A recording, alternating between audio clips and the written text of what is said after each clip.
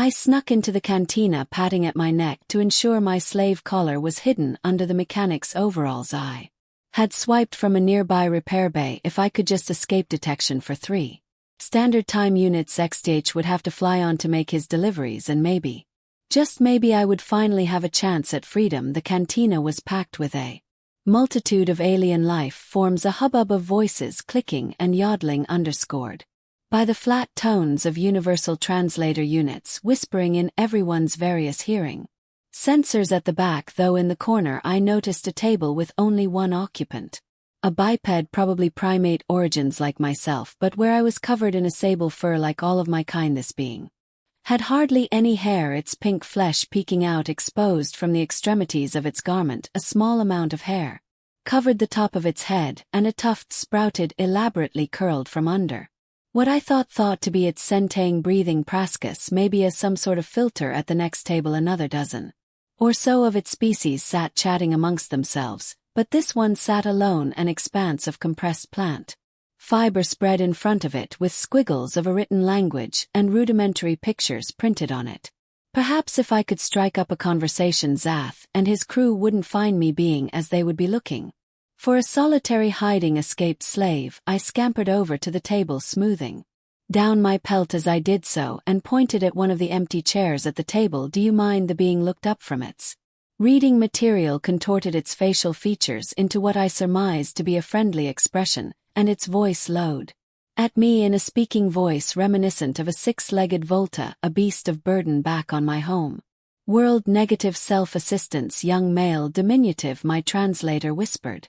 On its behalf, I slipped into the chair. Actually, I'm female, Tasha by name, Beatich by species, I said in return. Exclamation, abject apology. Name is Commander Richard Forrest, SMI, belonging of HMS Endeavour, human of species. Sincere greetings. Offense not meant, none taken. I must admit, though I haven't heard of humans before. We are new, just admitted to Galactic Federation after FTL discovery. Many new species to us, much learning doing. He extended an appendage in what I believed to be a gesture of greeting. Interesting. I glanced around the cantina, still no sign of Zath. And what are you reading? Information paper, traditional method of news from home planet. My planetary grouping is losing the cricket sporting competition. I speak. Are you capable of delivery of a googly citizenship available for decent wrist spinner? I'm afraid I have no idea what wrist spinner is, Commander, but I'd be willing to try if you require one. A shadow loomed over the table. I looked up in terror, fearing Exa had found me, but it was another human. Proffer a beverage to my companion. Cup of tea, sir. Exclamation. Beneficial exhibition. Aged legume. Remain with crew. Request chief to be ensuring best behavior. Aye, sir. My interlocutor produced a metal canister from his side, covered his prascus and mouth with the nozzle, and took a deep sniff.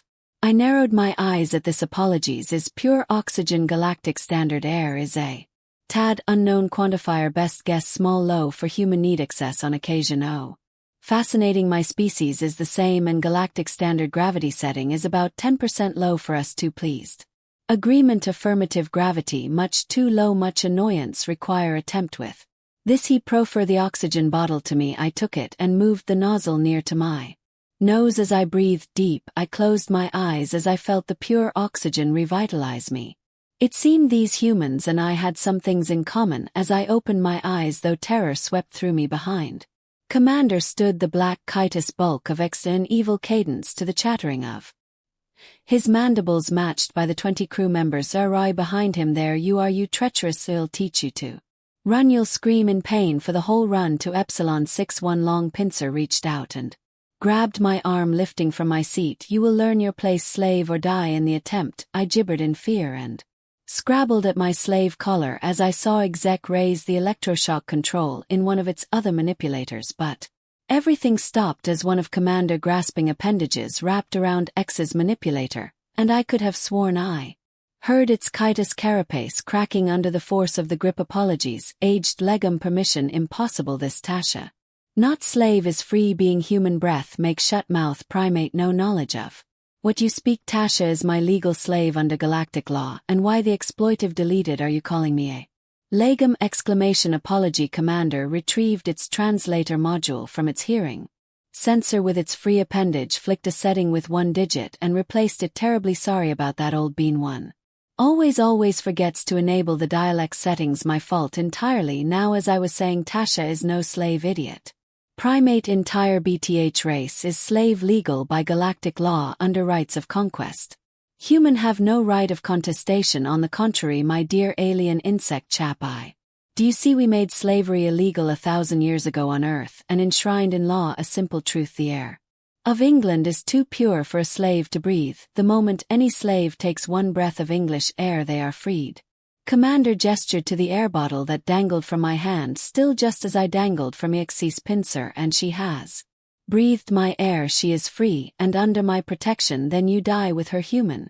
It dropped me to the deck and reared back to strike down at Commander, only to let out a clicking scream as his carpas splintered and broke under Commander's grip. Jolly good, as you wish, old bean, said Commander, and then he casually drove his fist straight through X's thorax. Chief and the other humans at the next table surged forward, and the rest of X's crew were reduced to a purple paste before I managed to get my breath back under control. As I looked up at Commander, he plucked a square of fabric from a pocket on his chest and began to wipe X's purple blood from his skin.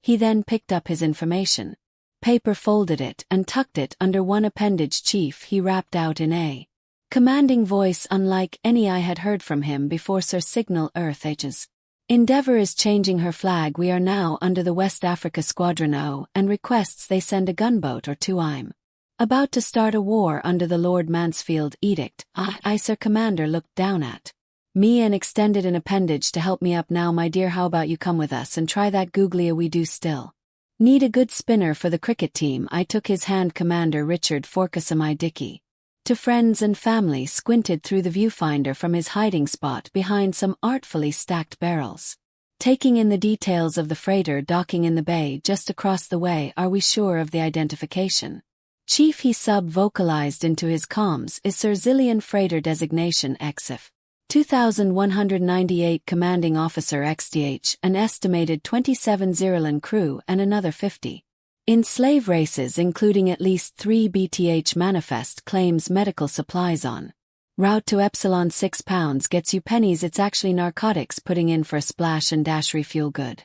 Let's run the numbers one last time. The refueling crew is paid off. I, sir. They'll up the fueling and cause the spillage. Cleaning bots have been disabled to cause a delay. This Xstitch will have to order one of his Death Worlder slaves to do the cleanup of toxic fuel if he wants to stay on schedule. The bag Reth are the natural choice for that. Then the customs inspector will go, and etiquette dictates that the bribing will be done inside the ship to at least give the appearance of following the law. That should give you the opportunity to approach the bag Reth and administer the sniff. Jolly good. An hour.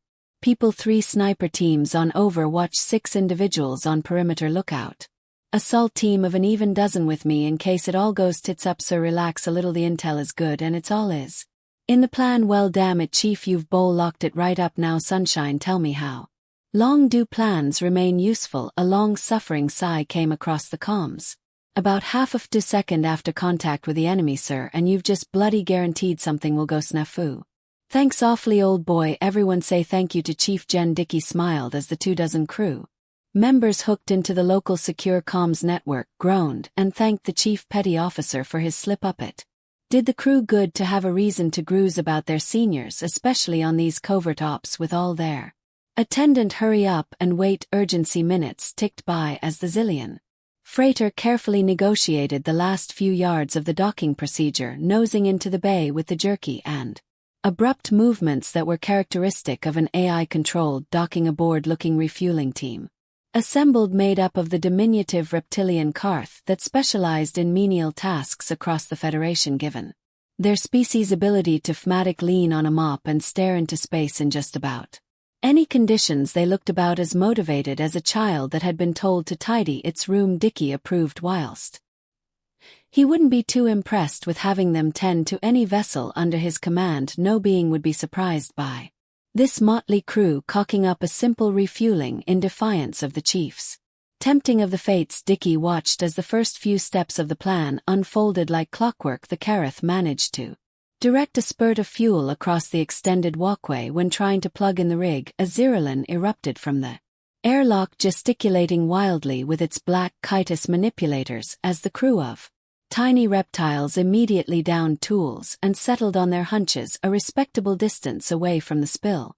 Fuel toxic as it was to the vast majority of life in the galaxy, the crew chief waved a data pad at the angry Ziralin, seemingly unimpressed by the chattering mandibles of the towering insectoid, and pointed at a personal time unit, obviously explaining the wait for a functioning cleaning bot. The Ziralin stalked back onto its ship, reappearing with a bedraggled bag WTH, hauling a cart of cleaning supplies, bipedal with dark fur and a feline cast to its features. The Bagreth started cleaning up the spill fuel. A Bagreth, just like a human, could have bathed in the energy-rich fuel with little ill effect, a byproduct of their shared Death World heritage. The customs inspector turned up right on time to collect its bribe, and Dickie extracted himself from his hidey hole, ready to saunter over to the Bagreth as soon as the Ziralin walked the inspector on board. As soon as the insectoid's bulk disappeared into the airlock, Dickie set off whistling idly as he waved his rolled-up newspaper and rounded the corner to find an empty walkway just as one of the snipers announced, "Target moving. Where's the Bagreth, sir?"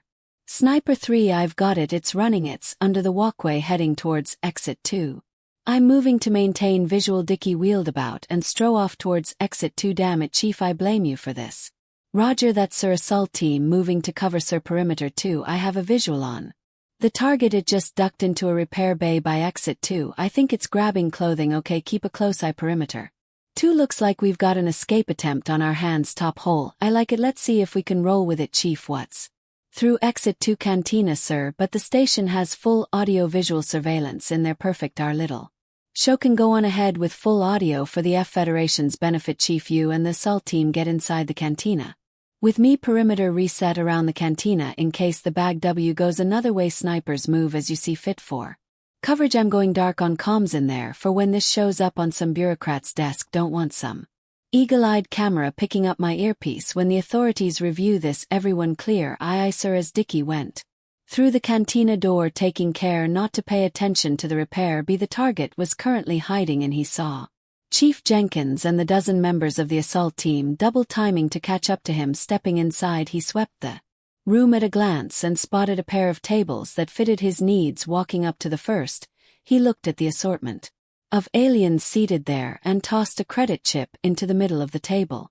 "Awfully sorry, chaps, I need the table. Meeting an old chum. You know how it is. There's 50 bearer credits on there for your trouble. How do you say?" One of the aliens reached out with a quick hand and grabbed the chip. "Negotiable, pedo bearer credits were useful beyond just their face value being an anonymous way of transferring funds. Remarkable. We have place to be." Immediate coincidence. Parting sentiments. "Two duo fellas." Dickie nodded as the alien group left, kicked the stools into a subconsciously welcoming angle, and positioned himself so as to be visible from the door, hoping to attract the Bagreth's attention. As it slipped inside, he smiled to himself.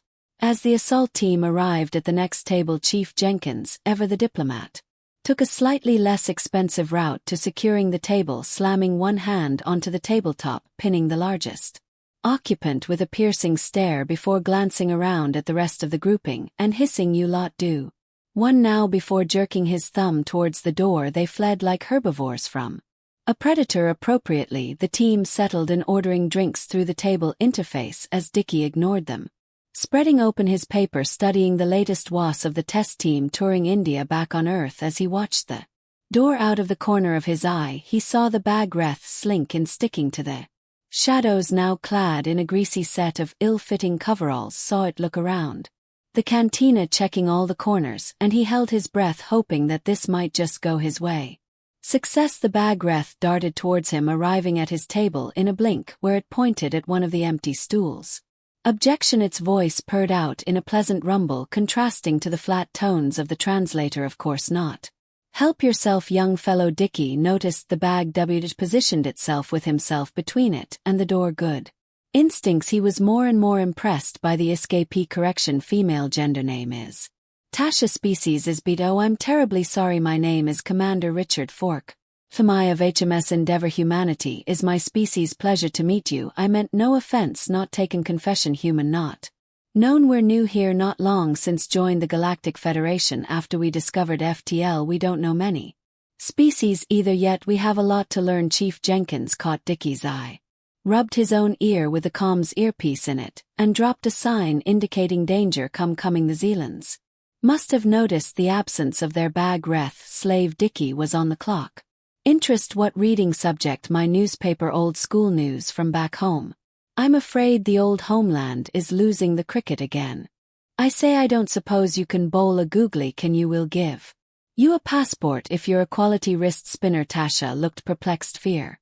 Wrist spinner not known. Commander attempt possible if needed. Chief Jenkins approached the table, a cup in his hands. Dickie saw a flash of fear on Tasia's face as Jenkins reached out, but it passed quickly as her eyes flicked up. Cup of tea. Sir Jenkins put the cup on the table, taking care to spin the cup around in front of Dickie so that the handle was in the 6 o'clock position. Danger was 30 seconds out. Dickie was running out of time. A good show old bean. Stay with the team please chief, keep them on their toes. Aye sir. Dickie plucked the small pre-prepared oxygen tube from his belt, crammed the mouthpiece to his own face, and took a deep breath as he looked back to Tasha. Oh, I'm sorry, just some pure oxygen. Galactic standard air is a tad low for humans, we need a top up now. And then Dickie could see Tasia's eyes light up with interest at this. Navy intel had told them that BTH had similar oxygen requirements to human ideals and galactic standard was a tad thin. Interest own species same galactic standard gravity 10% low also. Oh, I quite agree. Yes, the gravity is far too low, very annoying. Fancy a try. Dickie extended the oxygen bottle, crossing his fingers as he came to the entire point of the mission. Tasha took the bottle and sniffed at the nozzle with her eyes closed as Dickie saw Chief Jenkins repeatedly flash danger incoming from the next table. A quiet spread across the cantina as a smilesome spread across Dickie's face. Mission accomplished now. For the simple bit he spotted a dark shape behind him in his peripheral vision. The Zealands were here, but they were seconds too late. You present falsehood, insult education on locomotion, exclaim in pain you will to Epsilon 6. The Zealand reached past Dickie with these words, grabbing Tasha with one pincer. Learn location or death. Dickie judged that to be just about enough for the cameras. Besides, a surge of protectiveness for Tasha swept through him as the Zealand raised one of its other manipulators, a small device in claw. Dickie reached out and grabbed it, giving a gentle squeeze as he held the spindly insectoid still. Sorry old bean, but I can't let you do that. Tasha here is not a slave anymore. Human air automatically makes the Zillion snapped all its focus to Dickie. Shut mouth, primate, no knowledge of what you speak. Taz is my legal slave under galactic law. And why the exploitive deleted? Are you calling me a legume? Dickie tightened his grip a little. Ah, sorry. He pulled the translator from his ear, flicked the setting button with one finger and tucked it back in. Terribly sorry about that old bean, one always forgets to enable the dialect settings. My fault entirely. Now as I was saying, Tasha is no slave, idiot primate. Entire bag reth race is slave legal by galactic law under rights of conquest. Human have no right of contestation. On the contrary, my dear alien insect chap, I do see we made slavery illegal 1,000 years ago on Earth and enshrined in law. A simple truth, the air of England is too pure for a slave to breathe. The moment any slave takes one breath of English air they are freed, and she has breathed my air she is free and under my protection. Then you die with her. Human. Tasia fell to the deck as the Zillion reared back. Dickie smiled and closed his fist around the Zealand manipulator, feeling the Keaton give way in his hand. Jolly good as you wish old bean, and drove his other fist straight into the thorax so helpfully displayed in front of him. Chief Jenkins and the assault team vaulted over their table, landing in amongst the rest of the Zillion crew members. They went to work dispatching the insects before any being could react to the controlled speed and aggression of a marine who has had their drinking interrupted. Dickie extricated his hand from the Zealand thorax and let it slump to the deck as he pulled out his pocket square and wiped off his hand. He picked up the paper, folded it, and tucked it under one arm. Chief Sir, signal Earth agents.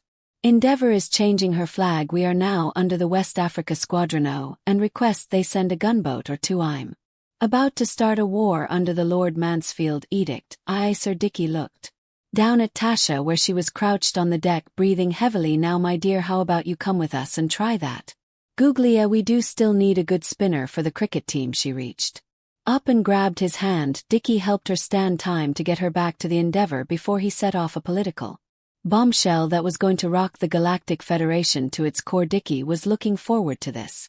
Dickie strode towards the door, Tasia's hand still in his focus on returning to the ship. He was going to have to do some fast talking and creative report writing to get this snafu past the Admiralty. Still, technically he had accomplished the mission, and Lieutenant Farrington had tipped him the word that the Third Sea Lord was open to creative methods as long as the job got done. Then again, the word discreet had been highlighted in his orders and underlined twice. Mayap, he shouldn't have brought the full assault crew. No use crying over spill milk, though best to forge on, and in fact when blood had been spilled, best to be the only one left alive at the inquest. Explanations were easier that way, he'd found on that note.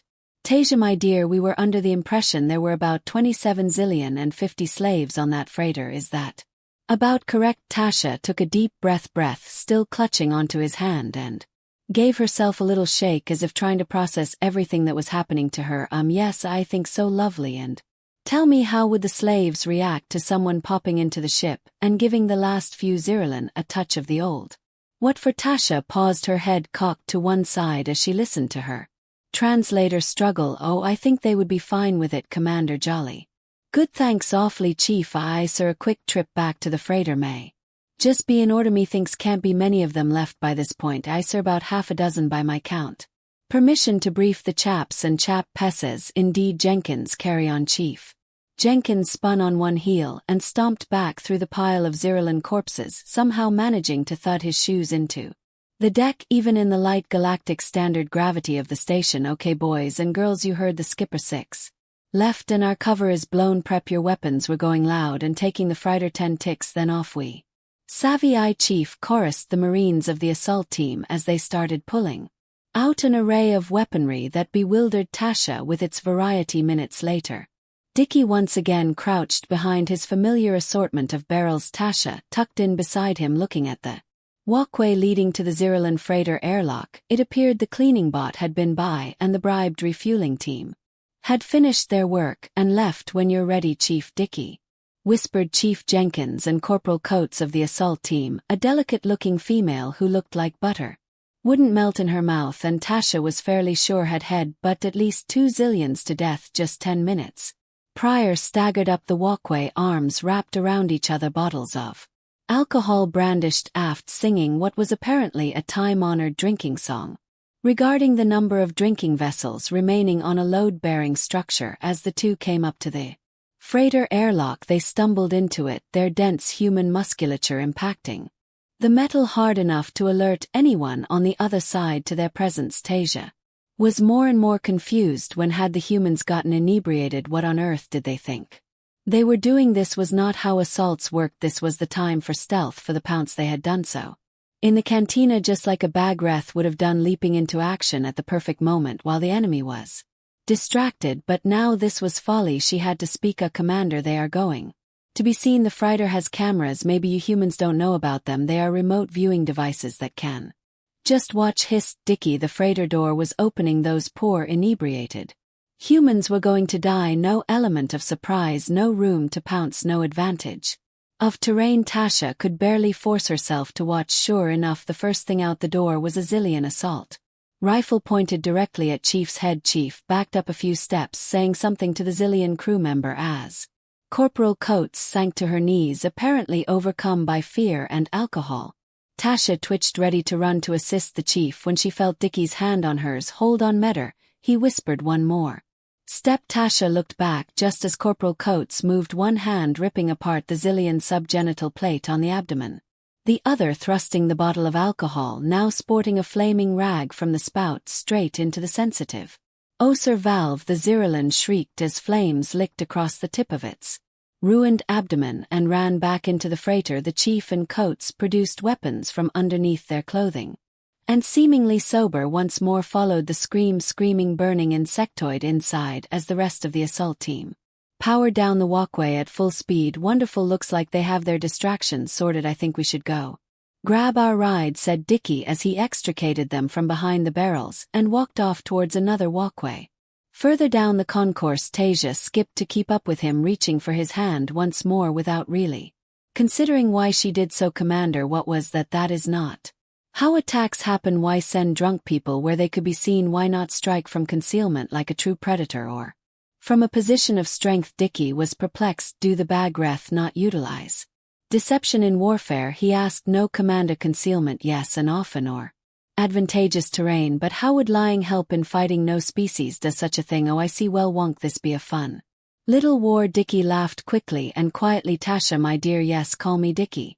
All my friends do, and here we are. He extended a hand towards a small vessel, less than half the size of the freighter, snugged up against another walkway. This is your Endeavor? Tasha asked. Oh no, just my personal gig. The Endeavor is a little larger than this.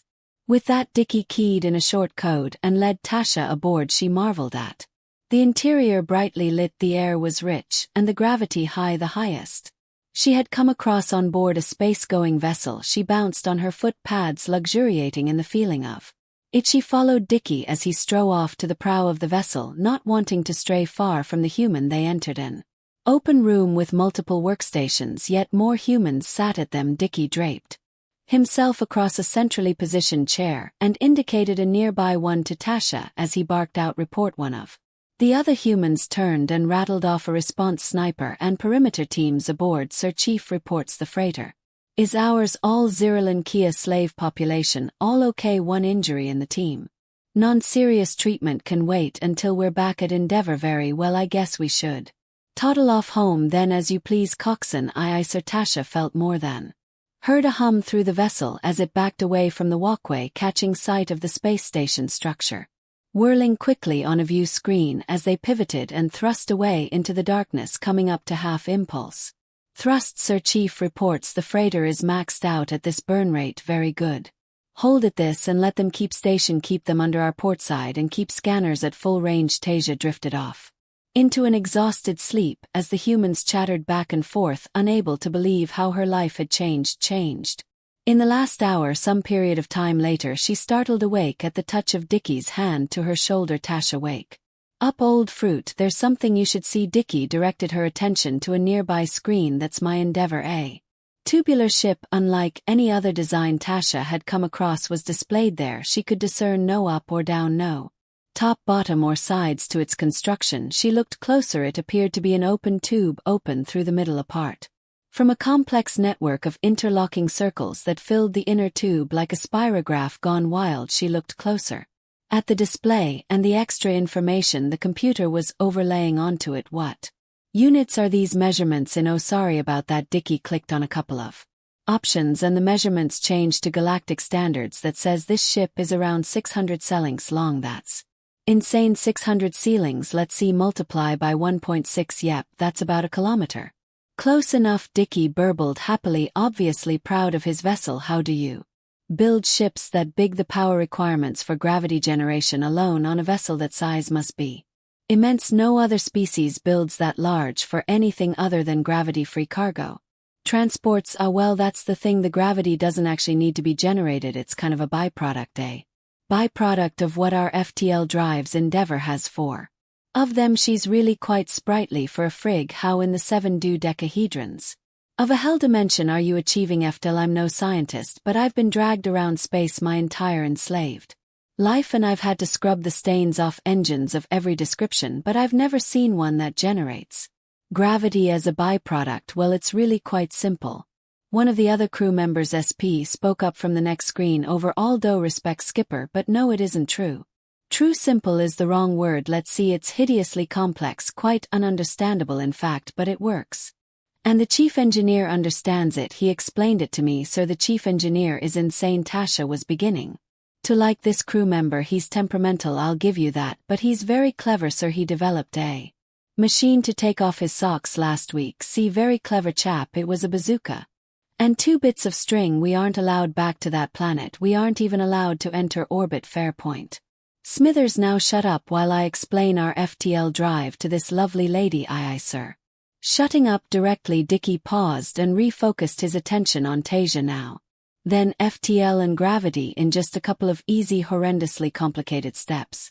Ready, Tasia collected herself. She had never seen a crew and their commanding officer interact like these humans. They made life seem well fun. Ready as a Volta in spring. Dicky lovely, here we go. About a millennia ago, humans built this big circular thingy called a Large Hadron Collider, and they sent molecules around it to bang into each other to see what would happen. Some people thought it might make a black hole and suck our planet through itself. Thankfully they were wrong. Wait, you built this on your own planet when some people thought it might destroy it. Why would you do that? To see what would happen. Of course you humans are crazy, so we keep being told. Now back to the engines. Eventually we discovered dark matter, and through that a whole bunch of new molecules that we didn't know about before, and when we put them in a LHC, thankfully a new one we had built in space, we found a combination that didn't produce a black hole so much as it did a wormhole, a tiny little wormhole, and then we figured out how to anchor one end of the wormhole. Even though the wormhole was tiny, just a few cm long in real space from entrance to exit, but we found that if we then fired a super heavy molecule of dark matter through that tiny anchored wormhole, it exerted a push on the anchor and accelerated the particle, and then if you put another wormhole behind that and caught the particle in another wormhole, it got even faster, pushed even harder. And so on and so on, and when you have a line of lovely little wormholes in a row, they generate gravity. Tasha breathed. Yes, see, simple. You're telling me your ship has a tube through the middle of it with 4 wormholes being constantly generated inside that, and you blindly hurl dark matter through it because it makes you go fast? No, of course not, but you said Endeavour has 4 engines. Yes, but each engine has 100 wormholes in series, but they really are very, very small. You lunatics, that's not how physics even works. That makes absolutely no sense. You should literally rip yourselves apart just by trying to turn that on. How, why, what? I can't even. Tasia sputtered to a stop, muted by her own disbelief. Dicky smiled. I know it's not how physics as we know it works. But that's okay, because that's not important. What is important is 2 things. One, it does work, and 2, it's really, really fast. The disbelief stayed with Tasha throughout the entire docking procedure with the Endeavour. The gig, as Dicky called it, slipped into its own specialized hangar in the surface of the immense vessel, but the Zirilan freighter was brought alongside and connected via an umbilical through which the 50 other slaves on board were ushered. Tasha found herself acting as a nexus of communication between the humans and the former slaves. She helped arrange accommodation, health checkups for all, removal of the hated shock collars, all whilst debating with herself just how to break the news to the other former slaves that their saviors, these humans, were all obviously crazy. Hours later, having finally settled the last of the slaves that were struggling in the high gravity of the human ship, Tasia finally gave herself a hearty shake. Crazy or not, this was her life now, and she had better deal with it. Inquiring from one of the medical humans where she could find Dicky, she set off in search of this bridge. Did the humans have some sort of physics-defying river running through their ship too? She thought for a second and decided not to ask, but as she finally found Dicky puzzling over a star map detailing the home worlds of the slaves that they had decreed free, the lighting changed to a red hue and a klaxon started wailing so loud her ears hurt. Commander, 12 ships emerging from FTL approximately 500,000 kilometers off our bow, sir, one of the bridge crew yelled. Oh, I say, how rude. Dicky responded. Now then, chaps and chapus, what is the first rule of a red alert? He saw Tasha in the corner of the room and waved her over. A red alert is when something important happens and all the lights change and the siren goes off, and the first thing we do is turn them off, chorused the bridge crew as one, just as the lights returned to normal and the deafening wail stopped. Exactly. Good show. A chap can't think with all that flashing and clanging going on now who has come to visit a tall female human with a skin tone entirely different to Dicky. Much to Tasia's amazement, turned from a large screen and said, it appears to be Zirilan ships, sir, all displaying energy signals congruent with charging weapons. Strangely enough, fantastic. How lovely. Thank you, number 10, and allow me to introduce the even lovelier Tasha. Tasha, it is my sincere pleasure to introduce you to Lieutenant Aliyah Singh, my second in command. Tasha quickly waved her hand at the smiling Lieutenant Singh. Those are Zirilan warships, Dicky. We should be running. They have us outnumbered. Yes. Running just the ticket full ahead. Flank number 1. I sir. A rumble started to come up through the decking as HMS Endeavour came to life. Tasha tried not to think about how many wormholes were popping in and out of existence somewhere below her feet, and watched the displays alongside Dickie. She noticed. Something, Dickie, I meant running away. Oh no, my dear, we can't do that. If we did, then how would we be able to fight them? Basic tactics, you see. One gets in close, then one gives them a damn good kicking.